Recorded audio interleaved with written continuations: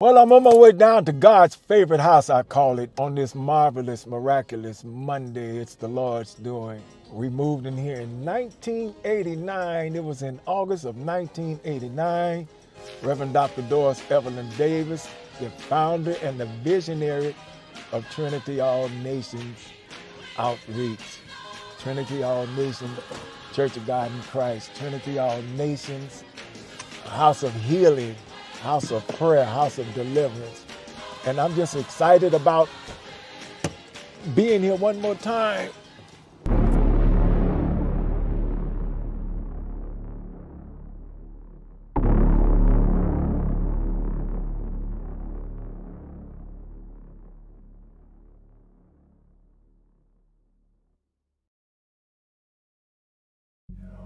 Once, the late king of gospel, Reverend James Cleveland, sat at a piano at Mount Pisgah Baptist Church of Chicago and pointed at the organ and said, "Good brother on the organ over here. One of the best that ever did it." His words rang with accuracy. He was right. He was right. Bishop, you were right on the organ when Reverend Cleveland sat at that piano and pointed and said, "I want to thank one of the greatest ones to ever do it." He introduced all the gospel all-stars, and he said, and the young man, one of the greatest organists, the young man at the organ. I said, wow! We always respected each other. We always respected each other. He never spoke out of turn to me, ever. I can't remember one time when he said anything negative to me or had any kind of negative connotation. Bishop Larry Roberts has recorded some timeless music, such as Serving God. Some people go around. Are You Ready? And I Love Jesus more today than I did on yesterday.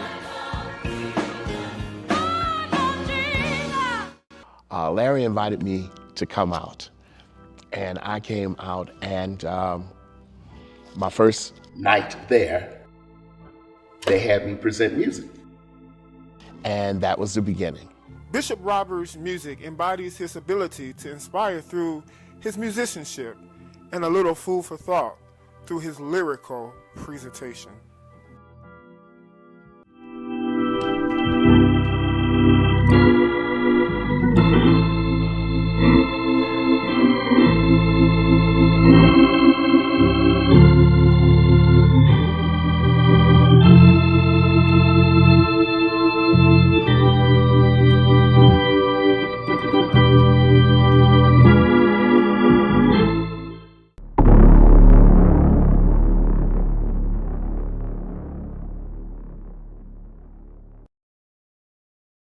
My childhood life was Ida B. Wells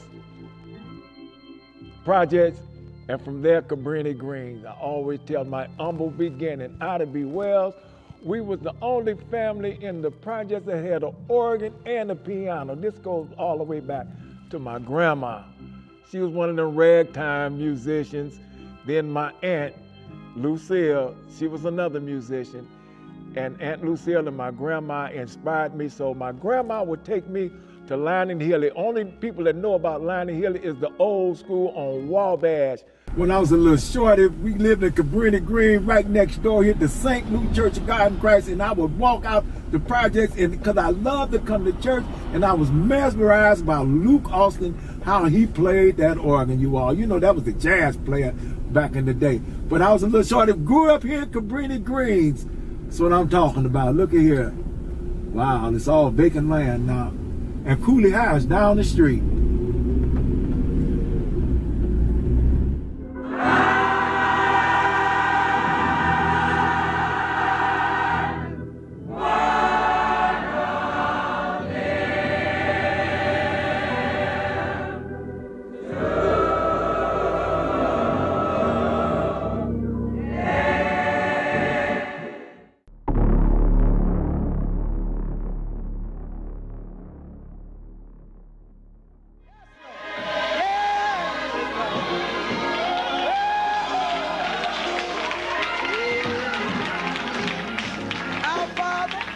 Which art in heaven, hallowed be thy name.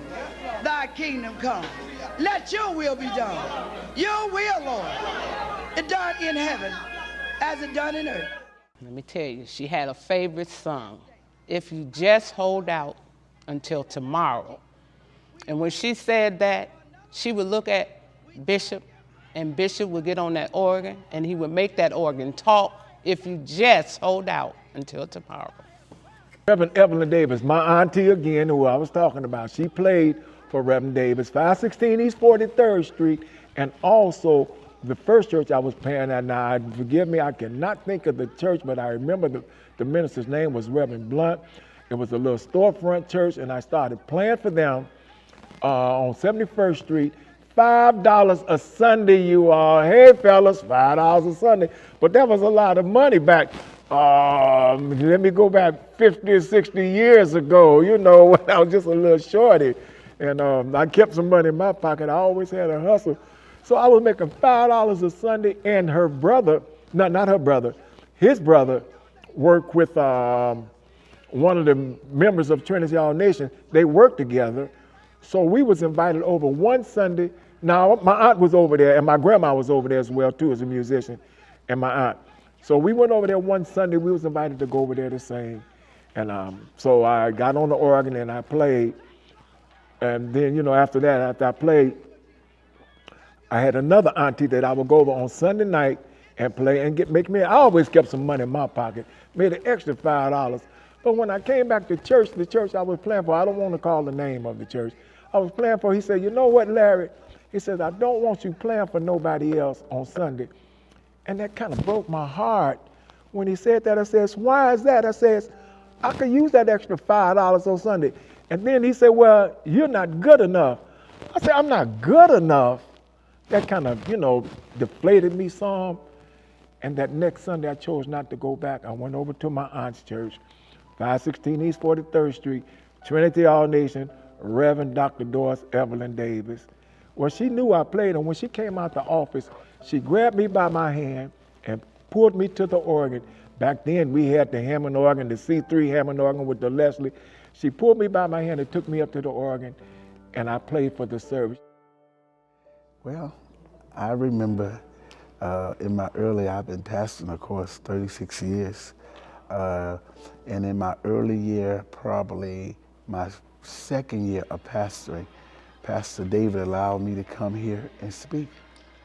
I spoke here on one of their, I believe it was the anniversary or something. And I just remember her and remember the great church. I remember it very well. And I thank God for the opportunity, even knowing her. Yeah, even knowing her. The young, vibrant musician, Larry Roberts, eluded all discouragement and made a connection at 515 East 43rd Street, Trinity All Nations Church.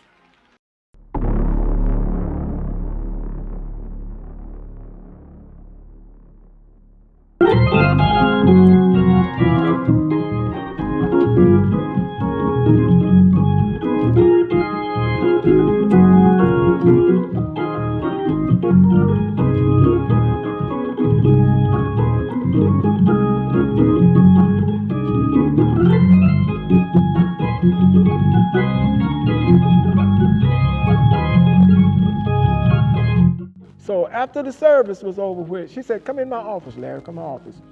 And she gave me an envelope, you all, it was $25. I says, oh my God. So I said, Reverend Davis, $25? She said, yeah, Larry, can you play for me? I said, no, ma'am. I said, I was mad with the minister on today because he told me I wasn't good enough to play for nobody else, but I'm going back next week. So I went to school that Monday, and when I came from school, my mama said, you just missed Reverend Davis and her sister, Madam Rowe. And I said, what, Mom? I said, what's going on? She said, starting tonight, guess what? You're going to be playing for Trinity All Nations. I said, Mom, for real? She said, yes. She said, at $25. I said, $25 a Sunday? She said, yeah, but you got to go Monday, Friday, choir rehearsal, and Sunday. I said, well, hey, I can G for that. But it was my mama that got me over there. Reverend came and got me. The rest is history. That was my humble beginning at Trinity All Nations.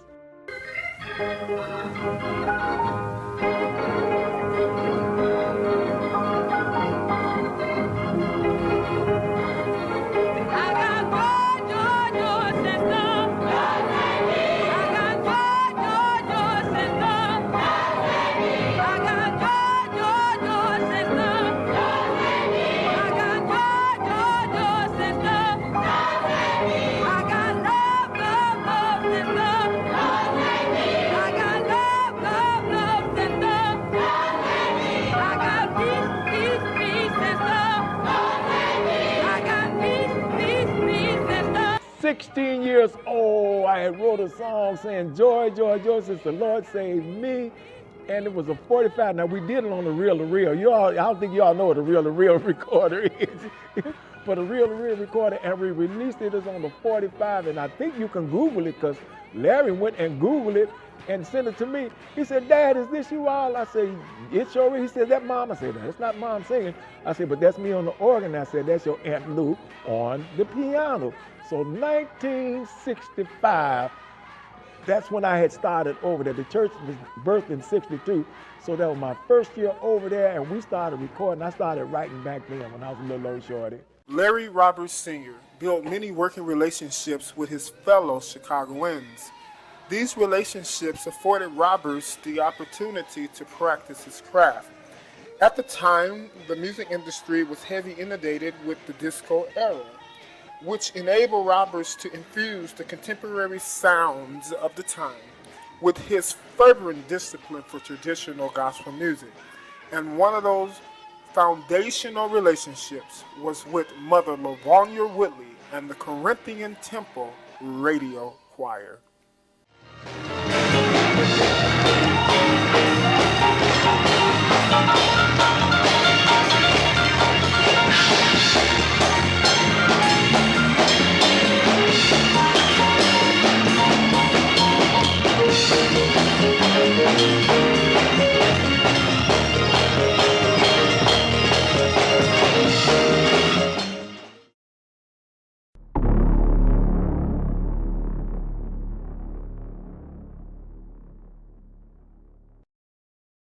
He was a exciting phenomena to gospel music because he had this real smooth gospel style that was traditional, yet it was open. But I was attracted to him by his commitment to ministry, and his talent did not blow his mind, it elevated his soul. Well, my father was pastoring, he had pastored a storefront, he had gone to a house front, and then he had built a church based on faith, and we had started a radio ministry in the house front. So we're going to the church, into the new church. The radio choir was exciting, and in that particular time we were really, really into heavy gospel. And so we needed a good musician to play for the broadcast. And really, it was a miracle how we got Larry. And she wasn't gonna let him play anywhere. I mean, absolutely not. But some kind of way, through some miraculous miracle, divine order, she released Larry to us. But what really, really inspired me so about that release, Larry was so faithful to her. He was so honest and so committed. But just like he was committed to her, that commitment carried over to us. He was never, ever late. I don't want to talk about today. Musicians today, I don't want to talk about that. I'm talking about Larry Larry was never, ever, ever late. Never, ever, ever absent. And never, ever, ever into his own mode. It was like he had an electrical charge connection with whatever was going on in the service. So we felt very, very, very honored to have Larry Roberts. So what could you say about being attracted to him? He was incomprehensible. You know, to see what is happening to him today is no surprise, because God rewards those that are faithful. He's a rewarder of the faithful, the diligent, the excellent. Mother Lavonia Whitley from the Corinthian Temple Church of God in Christ. She was my mentor and she was my motivator. She was one of the ones, her and Charles Clancy would help mold, made, form, and fashion me into the musician that I am today. An accompanist musician, not one of them musicians that's way out there and all around. And this was a true story when she had said it earlier, when I would be rehearsing. Now, I only played over there on Sunday night. I went over there on Sunday night to play because all the broadcasts was live back in the day. When we finished Trinity, I would go over there and I would play at the 9 o'clock hour live broadcast. I would leave there and go play for the Reverend Milton Bronson. Live broadcast, 11 o'clock, 11 to 12. So we didn't get home till 1 o'clock Monday morning. That's how much I had a passion for love. But let me get back to say what motivated me off into writing. When I was going through some rough and tough times, and then when Mother Whitley was up teaching, I said, I could do that. I can do that. When she was giving her different techniques. And then what molded me and formed and fashioned me was her again.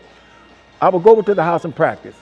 When I would do my practicing, and when I would come to choir rehearsal, She changed from that Dr. Jekyll to Mrs. Hyde in a moment.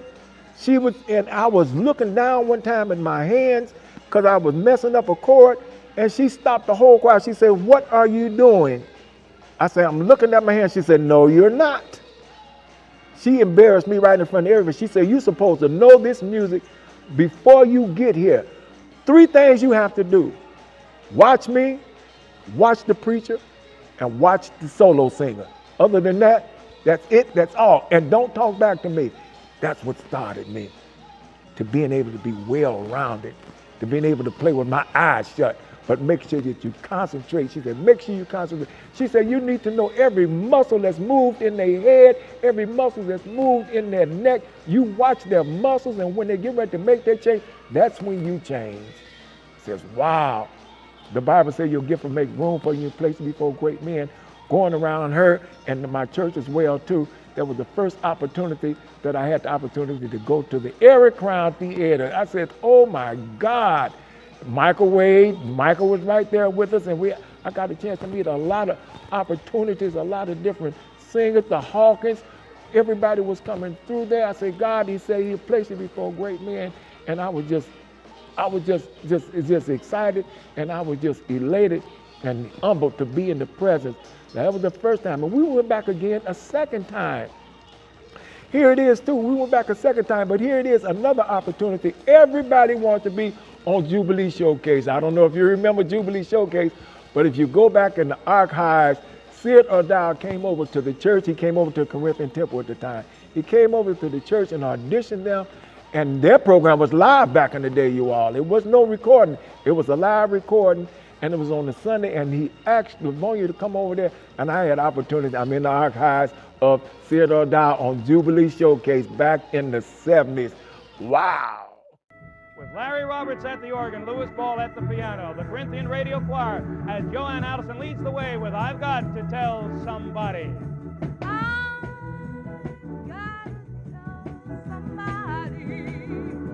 I've got to tell someone that I found a friend. Chicago found difficulty in containing Larry Roberts' singing enthusiasm for music, and with a little faith, Larry Roberts landed a spot on the rostrum of Savoy Records.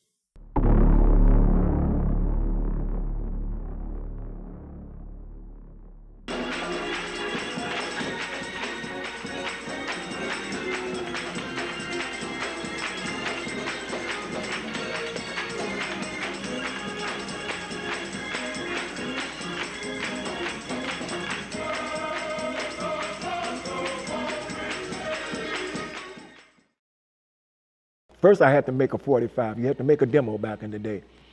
And I forgot the name of the producer that we went down to Chess Records, and we did a 45. I wrote another song. Wow, I got to think of the song that I wrote. Oh, that's when I did Just a Closer Walk with Thee. Just a Closer Walk with Thee. And we had recorded that. And I tried to get it played on the radio, and I'm going to give a shout out to my guy, some of these DJs wanted you to pay to play. And I said, excuse me, but I called my friend Reverend Dr. T.L. Barrett. I said, Doc, I got a 45. I said, won't nobody play it for you? He said, now, Larry, he said, I'm going to tell you the truth. He said, now, I'm going to be honest with you. He said, I'm going to listen at it first, and if it's not air quality, he says, I can't play it.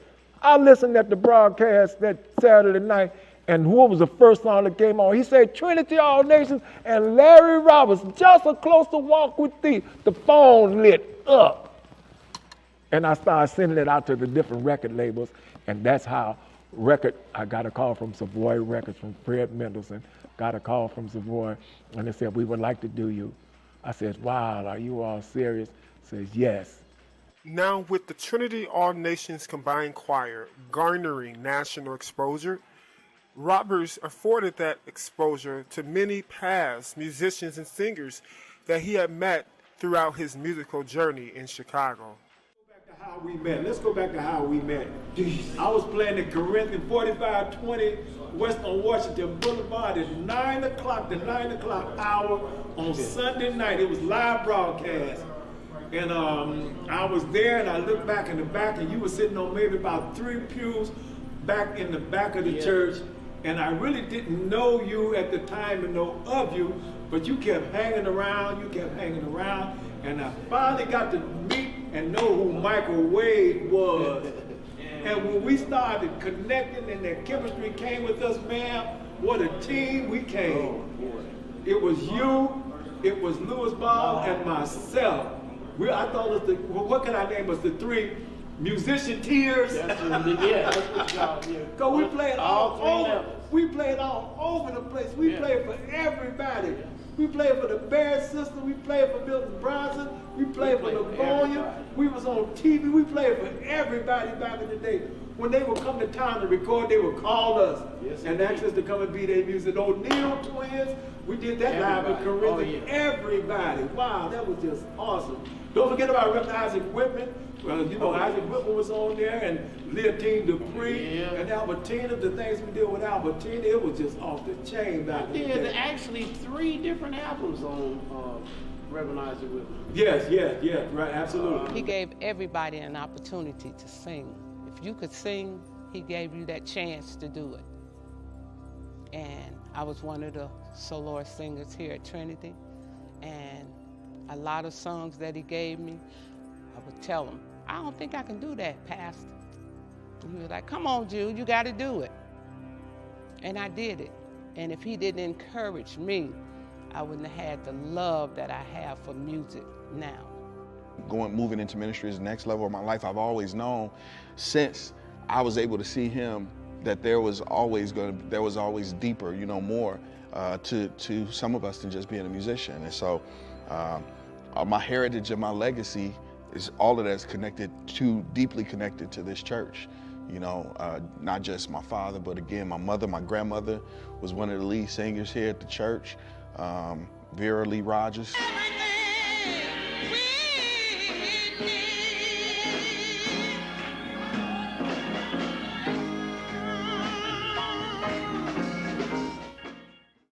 So it's just, you know, again, everything I am, a lot of what I am, so much of what I know, and so much of who I become has so much to do with the legacy of this church and Bishop Larry Roberts. That this was going to go out throughout the world, and the people hear the music that was coming from my heart to reach the people, that somebody be saved, somebody be delivered, somebody be set free. It is proven that music calms the savage beast. It is proven that music can shift the atmosphere around where you are. It is proven that music can also bring demonic atmosphere. But I wanted to be the one, I want my music to go out and lift somebody. I wanted my music to go out and heal somebody. I wanted my music to go out and for somebody to make their lives better.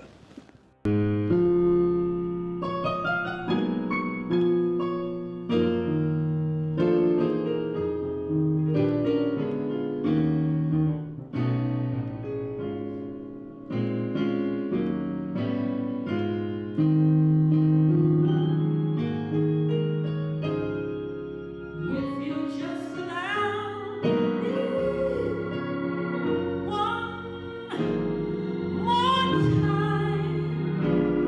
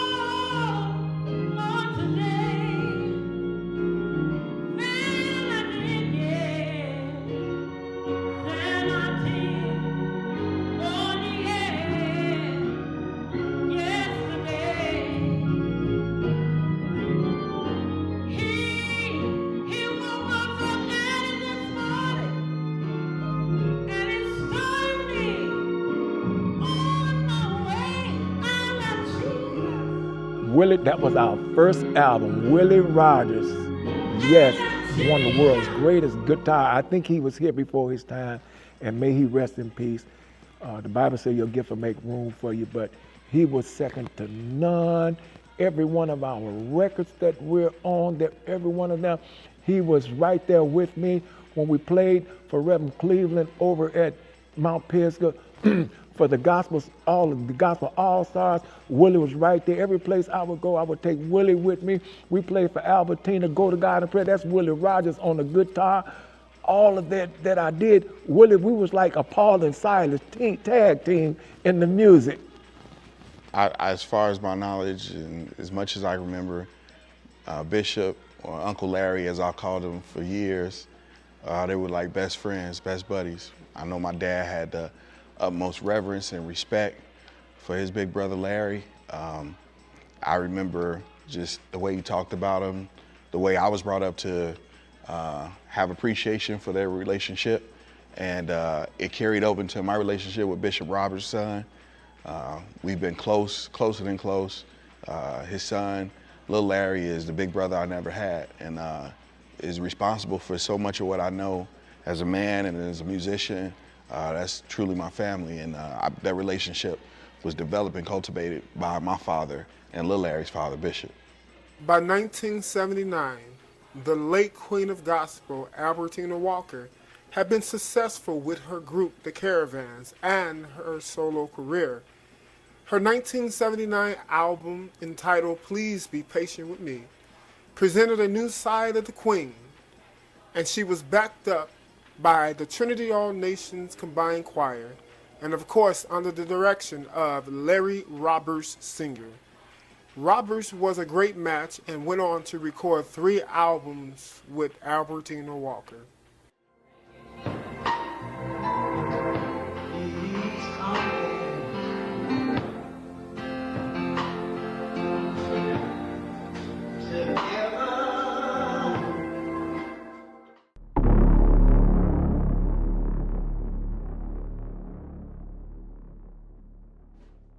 We meet Albertina Walker. It goes back to the record company. Now, our founder, Reverend Dr. Doris Evelyn Davis, she was a quartet singer. So she knew all of the quartet. You know, she knew Reverend Cleveland, she knew Albertina, she knew all the Inez Andrews and all that, because all of them come from, back in the day, it was a Southside Community Choir. Willie Webb, he was the organizer of the Southside Community Choir. And so everybody knew of her. So everybody used to come over to us when we was on 43rd Street in the little storefront. Shirley Caesar, all of them used to come through there. Lucius Hall and all of them would come through there because they knew of her being a singer. So we was on Savoy. We was already on Savoy because we had did our records on Savoy. We did the 3 records. And they wanted to do a live session with Albertina in Chicago, and they needed a choir. And they recommended us to say, Albertina said, go over to Trinity All Nations, 104th in Michigan, and listen at this choir. She says, I know them. She said, I know them. But she said, yes. She said, let me go over and listen at them. And when she came over and heard us, and then they said, now, this is what we're going to do. This is what we're going to do. They said, we're bringing in Reverend Cleveland and Albertina. It's going to be the dynamic duo on recording them. I said, it's going to be who? I said, the king and the queen. And when he walked through the door, I said, oh, my God. Reverend Cleveland, are you serious? Please be patient with me. God is not through with me yet. That record hit #1. It went across the nation, and that's me on the organ with them licks. That's me on there. Now, John Hastings was his own personal pianist. Y'all probably don't know John Hasten. Okay, John Hasten, that was him on when he was playing Jesus is the Best Thing. That's him on there. But that was me on the organ with them licks with Please Be Patient With Me. And the second song was I Gotta Feel It. Actually, I'm the co-writer of I Gotta Feel It. If you didn't know the mechanics of the music, they didn't tell you. I wrote all of the lyrics except for the first one. I wrote the choir part. I wrote the second and third stanzas of that.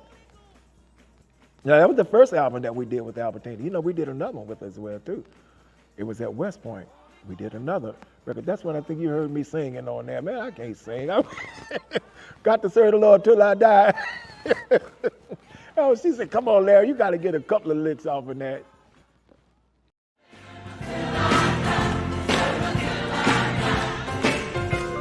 Amazing grace, how sweet it sounds. That saved a wretch like me. I once was lost, but now I'm found. Was blind, but now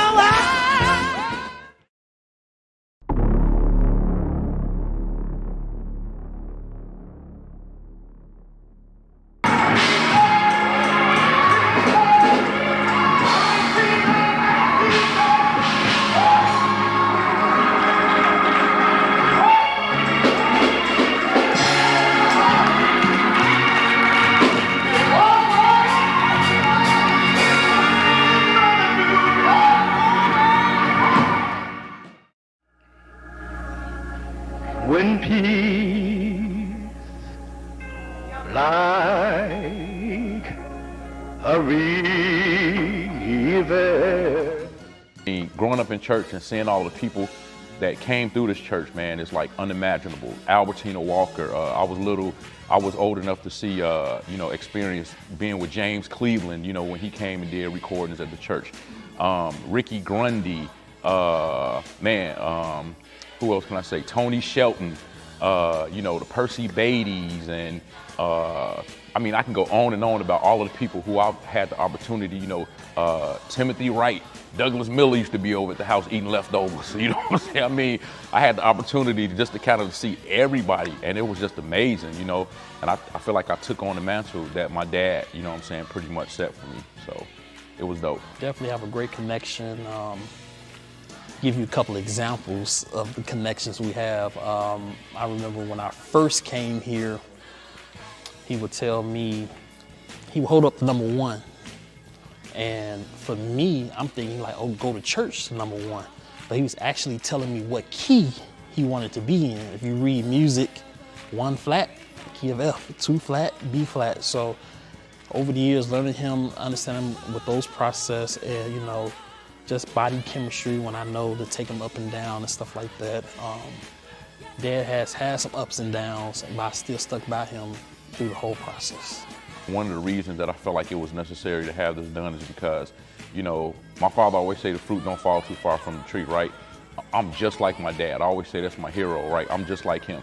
I heard Mother Whitley saying that, Larry was never, ever, she kept emphasizing, never, ever late. I'm the same exact way, man. I'm never late. I believe in being on time. If I have an obligation to somebody, I don't want to let them down, because if I'm late or if I let them down, then I don't want what they have going on to fail. So I make it my business never to be late. I make it my business that if I make a commitment to somebody, I make sure that I'm there, and I get it from my dad, right? And whatever I do, I put my best foot forward. I used to pay musicians literally, because if I was I don't care what church I was at, it was never about a paycheck. People were like, how would you want to get paid? I'm like, man, whatever you give me, I just wanted to play. I was excited about playing. So with that being said, I feel like my dad, just hearing his stories, I think my dad wrote a lot of songs, and I think my dad played for a lot of people, and he didn't get his just due, right? My dad is a legacy in his own right. He's been around the people like the Thomas Dorseys and, different people like Inez Andrews and Isaac Whitman. And I can go on and on about all of the legends that he's been around. And, a lot of people don't know, they don't know that story. They don't know what that's like. And I feel like people needed to know, what he did and what he imparted into the gospel music. I could not believe, I was actually the minister of music over the Allegro Chorale. And we had formed that 200 voice choir to come and do, they call them, the All-Stars. When we had the All-Stars, when they had Albertina and all them up there, and they made that group, and we called all the Berry sisters and called all of them. Now I had already worked with them. And then when it came, because that's me playing on Where's Your Faith, I accompanied him. And then when he turned around, he called it the Lord's back. All in there, Albertina, Reverend Isaac Whitman, and he went on to Reverend Stanley Key. He went on down the line, and he said, and one of the world's greatest musicians, the organist that there is, the young man on the organ. I said, well, I'll be doggone. I didn't say that other D word. I said, what? And they did Are You Ready on there too. Are You Ready is one of the lead songs on that, on the album. I said, really? The All-Stars. He called them the All-Stars. I said, man, really? Anyway, but God still opened up windows and poured out blessings, you know. As long as I know where I'm going, as long as I know that God got me. You know, women and men will disappoint you, but when you got the heart of God, you forgive and you forget and you move on. So I moved on, and here I am, 70 years, 60 years at the church here. No, the church is 60. Let me rewind. The church is 60 years old this year. I got 57 of the 60s. So I've been here. Lord has blessed me to see 70. Blessed my wife and I to celebrate 50 years of marriage. And your boy's ready to retire. This is, and the legacy will live. My children, my grandchildren, Clemens and Jermaine. Larry used to sit right next to the organ with me and the drums, and he started playing. Clemens and Jermaine was sitting right over next to me on the organ and the drums. Now they're world-renowned musicians.